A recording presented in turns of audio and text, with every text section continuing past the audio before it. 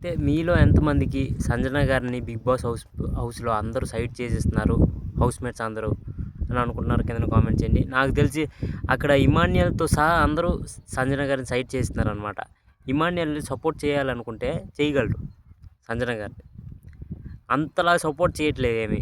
అంటే లాస్ట్‌కి పేక్ మీద కత్తొచ్చేసరికి అప్పుడు సపోర్ట్ చేస్తున్నాడనమాట సంజన గారిని.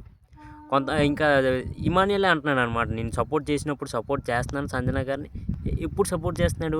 ఎప్పుడైతే నోరు జారిందో సంజన గారు అప్పుడు సపోర్ట్ చేస్తున్నాడనమాట. మీరు చెప్పింది తప్పు, మీరు చెప్పింది తప్పు. ఒక టాస్క్ చెప్పేయండి ఇమాన్యుయల్ సంజన గారిని సపోర్ట్ చేసినట్టు.